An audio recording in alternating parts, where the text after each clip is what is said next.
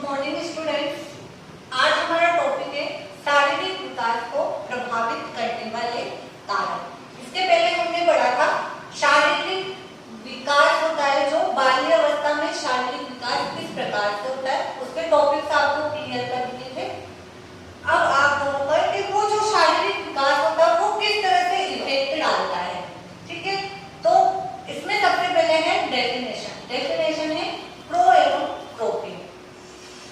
स्वस्थ विकास का निवास की उत्तम दिशाओं से घनिष्ठ संबंध होता है, ठीक है। अब आगे देखिए यहाँ पर जो प्रो एवं प्रो है उन्होंने विकास का संबंध किससे बताया है, निवास से। कहने का मीन्स क्या है कि बालक का जो विकास होता है वो किस पर डिपेंड करता है, जहां आप रहते हैं। तो इन दोनों में उन्होंने संबंध बताते हुए कहा कि आप रह रहे हैं उसकी स्थिति कैसी है, उसकी परिस्थिति कैसी है। तो वहां की जहां आप निवास कर रहे हैं वहां की स्थितियां अच्छी होंगी तभी आपका जो विकास है वो भी स्वस्थ विकास होगा और द्रुत गति से होता चला जाएगा। आगे बात करते हैं, उन्होंने इसी चीज को आगे समझाया कि किस प्रकार से होता है।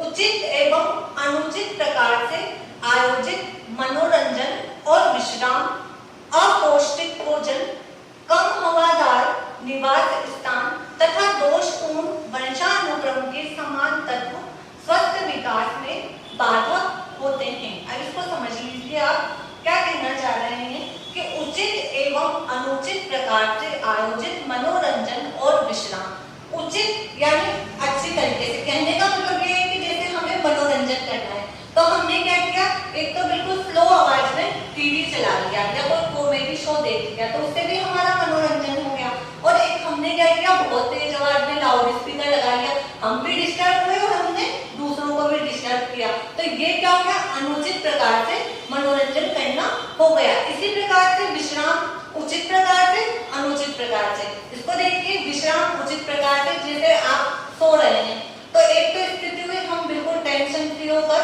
रिलैक्स होकर हमने रेस्ट किया, और दूसरा हमने क्या किया, जैसे हमारी स्थिति थी जगह कम थी या हम टेढ़े मेढ़े हो गए तो वो क्या हुआ, वो विश्राम तो हुआ लेकिन वो आपने ढंग से नहीं किया। तो ये हो गया आपका उचित एवं अनुचित प्रकार से विश्राम करना, ठीक है। नेक्स्ट टॉपिक दिया हमने अपौष्टिक भोजन। अपौष्टिक भोजन का मीन्स है जिस भोजन में पोषक तत्वों की कमी हो। और नेक्स्ट है कम हवादार निवास स्थान, जहां आप रहते हैं वो इस तरह का स्थान हो जहां से आपको पर्याप्त मात्रा में शुद्ध वायु प्राप्त हो। और दोषपूर्ण वंशानुक्रम का मीन्स है कि जो आपके पूर्वज हैं जैसे दादा दादी माता पिता, तो इन लोगों में यदि कोई दोष है तो वो आप में आ जाता है।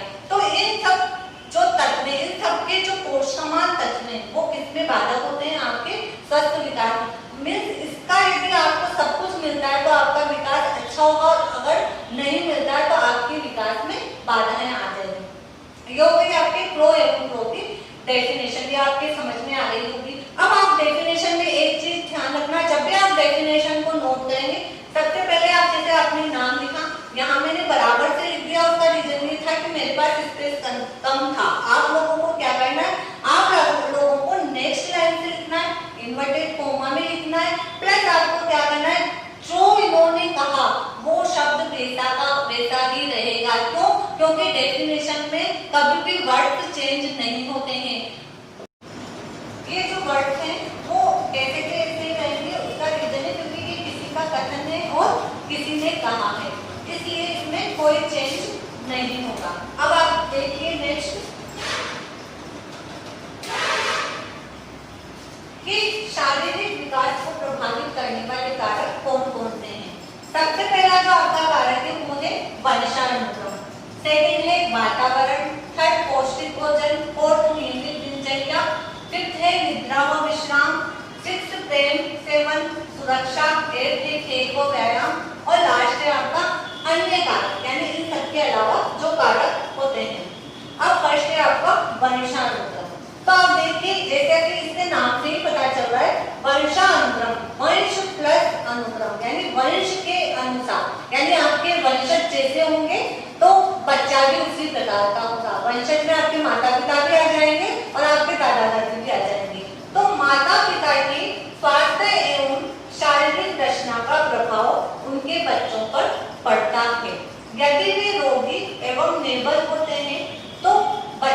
उनके बच्चे भी वैसे ही होते हैं। स्वस्थ माता पिता की संतान का भी स्वस्थ शारीरिक विकास होता है। वही चीज जो मैंने आपको बताई उन्होंने क्लियर कर दी कि यदि माता पिता स्वस्थ हैं तो बालक भी स्वस्थ होता है, और यदि माता पिता कमजोर हैं, वीक हैं, उनको कोई बीमारी है तो बच्चा भी उसी प्रकार का होता है। जैसा कि हम लोग देखते हैं कि यदि माता पिता हेल्दी है तो बच्चा भी हेल्दी होता है, माता पिता गोरे हैं तो बच्चा भी गोरा होता है। लेकिन कई बार क्या होता है, आप लोग कहोगे कि नहीं नहीं मोटों के पतले भी होते हैं, ऐसा कुछ नहीं, कभी कभी अपवाद भी हो जाता है। ठीक है, नेक्स्ट देखिए, नेक्स्ट है वातावरण। वातावरण में डेफिनेशन है वापस से प्रो एवं प्रोटी। प्रो एवं प्रो ने लिखा है कि बालक के स्वाभाविक विकास में वातावरण के तत्व सहायक एवं बाधक होते हैं। अब यहाँ पर इन्होंने क्या बताया है कि बालक का जो विकास होता है उसमें मेन चीज किसको बताया है, वातावरण को। अब वो वातावरण के तत्व कौन कौन से उनको आगे देखिए। ये जो वातावरण के तत्व है इस प्रकार से कुछ मुख्य तत्व हैं। इन्होंने 3 प्रकार के तत्व बताए हैं। देखिए, शुद्ध वायु, पर्याप्त धूप और स्वच्छता। शुद्ध वायु, पर्याप्त धूप, स्वच्छता। इसको देखिए, तंग गलियों एवं बंद मकानों में रहने वाले बालक किसी न किसी रोग का शिकार बनकर अपने स्वास्थ्य को खो देते हैं तथा पर्याप्त धूप का सेवन करने वाले बालकों को सर्दी, जुकाम, खांसी, आंखों की कमजोरी आदि रोग कभी नहीं होते हैं। अब यहाँ देखिए, इन्होंने कहा तंग गलियां, जैसे हम अभी देख रहे हैं प्रेजेंट टाइम में क्या होता है, फ्लैट्स बने होते हैं या छोटी छोटी गलियों में जो मकान बने होते हैं, तो उनमें क्या होता है, जैसे फ्लैट्स में भी धूप नहीं मिल पाती है हमें और हवादार स्थान भी पूरा नहीं मिल पाता, तो उससे क्या होता है, कई तरह के हमारे शरीर में रोग हो जाते हैं। और आपने देखा होगा पुराने समय के जो लोग होते थे बड़े बड़े मकान बनवाते थे, उनमें बड़े बड़े बरामदे होते थे और पहले के लोगों का स्वास्थ्य भी इसी कारण से अच्छा होता था। नेक्स्ट पे देखिए, इन्होंने क्या बताया कि जो स्वच्छता होती है वो सुंदर स्वास्थ्य का मुख्य आधार होती है।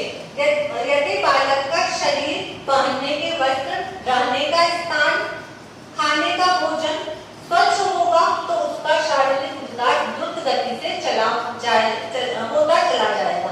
अब आप यहाँ देखिए, इन्होंने आगे जो तीनों पॉइंट थे वो क्लियर करके यहाँ इन्होंने ऊपर वायु का और धूप का सेवन करना बताया। नेक्स्ट इन्होंने आपका तीसरा पॉइंट स्वच्छता को भी क्लियर कर दिया है।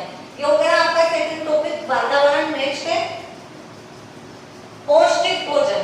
ठीक है, पौष्टिक भोजन में वापस से डेफिनेशन है सोरेनसन की। सोरेनसन ने कहा है कि जो पौष्टिक भोजन होता है वो थकान का प्रबल शत्रु होता है तथा शारीरिक विकास का परम मित्र होता है। क्यों, कैसे, उसको समझिए कि जब हमारे भोजन में पोषक तत्व होते हैं तो हम दिन भर कोई भी कार्य करें हमें थकान नहीं होती। क्यों, क्योंकि हमारे शरीर में पूरी तरह से क्या है, पोषक तत्व हैं। लेकिन जब पोषक तत्वों की कमी हो जाती है तो हमें थकान होने लगती है और यही हमारे विकास में बाधा उत्पन्न करती है। नेक्स्ट है नियमित दिनचर्या। नियमित दिनचर्या उत्तम स्वास्थ्य की आधारशिला होती है। बालक के खाने, सोने, खेलने, पढ़ने का समय निश्चित होना चाहिए। यदि इन सब कार्यों का समय निश्चित होता है तो बालक के विकास में, बालक के स्वस्थ विकास में बहुत ही कम बाधाएं होती है। ऐसा नहीं कि बालक सो रहा है तो सो रहा है, खेल रहा है, तो हमें इन सबका क्या एक लिमिट बनानी होगी, इनको एक निश्चित नियमित करना होगा कि बालक के जो सारे कार्य हैं वो एक निश्चित नियमित रूप से हो, तभी जाके उसका स्वस्थ विकास हो पाएगा। नेक्स्ट है आपका निद्रा व विश्राम। शरीर के स्वस्थ विकास के लिए निद्रा व विश्राम अनिवार्य है। इसलिए हमें क्या करना चाहिए, शिशु को अधिक से अधिक सोने देना चाहिए।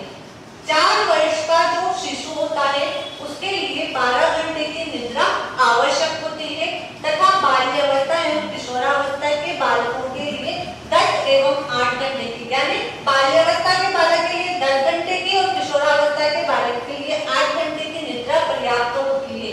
बालक को इतना विश्राम मिलना आवश्यक है जिससे कि उसकी क्रियाशीलता से उत्पन्न होने वाली थकान पूरी तरह से दूर हो जाए, क्योंकि थकान विकास में बाधक सिद्ध होती है। और आप खुद भी देखिए, कभी कभी हम बहुत ज्यादा थक जाते हैं, हमारे घर में कोई फंक्शन होता है, कोई शादी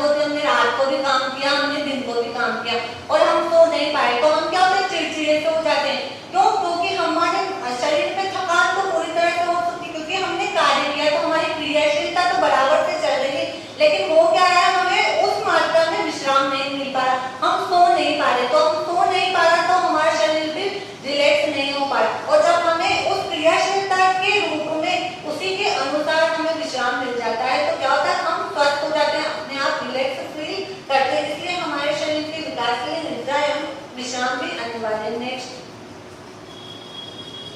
नेक्स्ट है आपका प्रेम।